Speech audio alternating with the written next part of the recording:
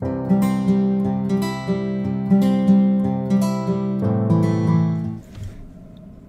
वालेकुम, खुश आमदीद। मसूद राजा बोल रहा हूँ और ये मेरा नया चैनल है जिसका अंग्रेज़ी नाम है राजा अगेंस्ट द मशीन।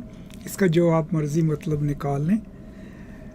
और इसको दूसरे चैनल से अलग इसलिए किया है कि मेरा चैनल पोस्ट कॉलोनियल स्पेस ज़्यादातर तालीमी मौज़ूआत के ऊपर उस ज़िक्र होता है वहाँ पे, लेकिन ज़ाहिर है जैसे आप सब और मैं, हम सब की सियासी सोच भी होती है, मुआशरती सोच भी होती है। तो मैंने सोचा कि एक अलग चैनल बना लूँ जिसमें अमेरिका की सियासियात और पाकिस्तान की सियासियात और मुआशरती ख़यालात जो हैं वो अलग से आपकी खिदमत में पेश करूँ। तो बहुत शुक्रिया यहाँ पे मेरे साथ आने का आपके। आज सिर्फ छोटी सी बात करूँगा जो कानून साज़ी है उसकी अहमियत एक जमहूरियत में।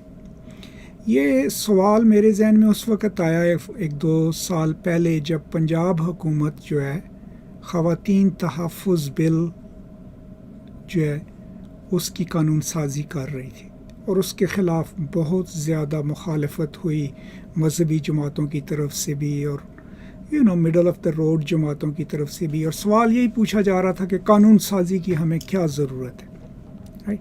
तो किसी भी माशरे के लिए अगर आप जमहूरियत माशरे में रह रहे हैं तो कानून साज़ी की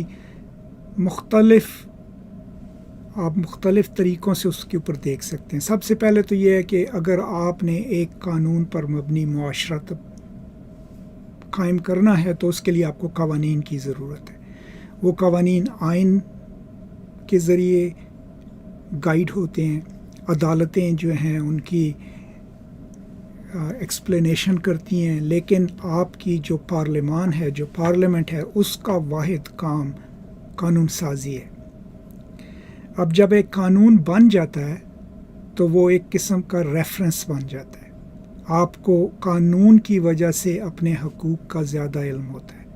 अगर कानून है जो ये कहता है कि आप जानवरों पे जुल्म नहीं करोगे, तो जब आप किसी को जानवरों पे जुल्म करते हुए देखोगे तो उसको एक तो मॉरली गलत समझोगे, लेकिन अगर उसकी रिपोर्ट करेंगे तो जो पुलिस वाले हैं उन्होंने ये आपको बताना है कि हाँ जी कानून में हम इसको गिरफ़्तार कर सकते हैं। ये कानून की पहली अहमियत ये है कि ये गलत और सही का लीगल कानूनी मतलब हमें सिखाता है।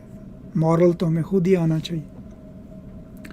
और फिर जब एक कानून बन जाता है, उस पे अमल होना शुरू होता है तो मुआशरे में तब्दीली आती है। तो अब आप ख़वातीन बिल को देखिए। अब मैंने वो पूरा बिल पढ़ा, उसमें कोई गैर इस्लामी चीज़ नहीं थी। अब उस बिल में सबसे अहम बात ये थी कि ख़वातीन को कानूनन हक़ हासिल होता कि वो अदालत में जा सकती हैं, पुलिस स्टेशन में जा सकती हैं, क्योंकि जो भी जुल्म या मज़ालिम नफ्सियाती या जिस्मानी किए जा सकते हैं उसमें लिस्ट हो गए। फिर उस कानून के मुताबिक जो हैं वो अदालतों में जा सकती हैं, अपने हकूक़ का तहफ़्फ़ुज़ कर सकती हैं, राइट।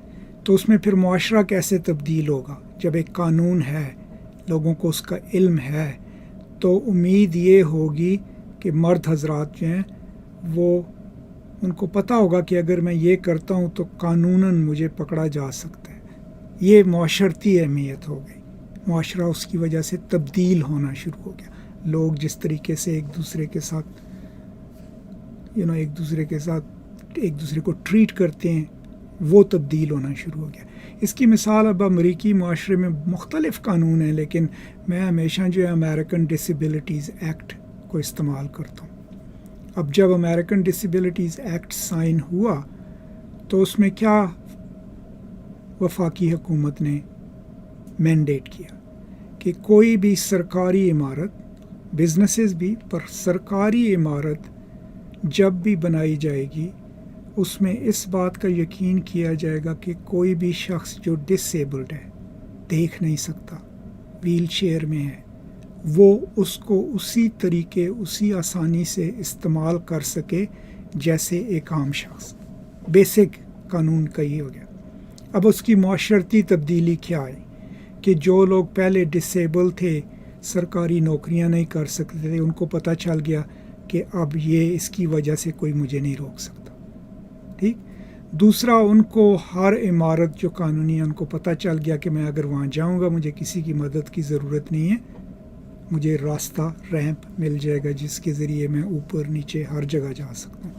یونیورسٹیوں میں پھر اگر ڈسیبلڈ اسٹوڈنٹس ہیں تو ان کو پتہ ہے کہ ان کے حقوق محفوظ ہیں، اور اگر وہ کسی بھی جگہ پہ یہ محسوس کرتے ہیں کہ ان کی ڈسیبلٹی کی وجہ سے ان کو ایکسیس کا پرابلم ہو رہا ہے تو وہ قانوناً غلط ہے.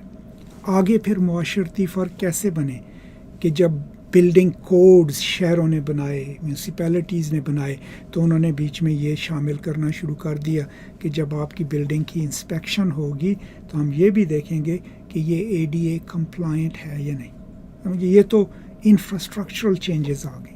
اب میں پروفیسر ہوں، ہمارے سلیبس میں کیا چینج آئی کہ ہمیں اس قانون کی وجہ سے لکھنا پڑتا ہے اپنے سلیبس میں کہ اگر آپ ریکارڈڈ ڈسیبلٹی ہے، آپ کے پاس ڈاکٹر کا ثبوت ہے، آپ مجھے بتائیے، میں پوری کوشش کروں گا کہ میں آپ کے لیے الگ سے اسباق تیار کروں. فرض کیا ایک اسٹوڈنٹ ہے، وہ بلائنڈ ہے لیکن اس کو حق حاصل ہے میری کلاس لینے کا، تو پھر ہمارا جو دفتر ہے ڈسیبلٹی کا وہ اور میں مل کے ریکارڈ کریں گے میرے لیکچر.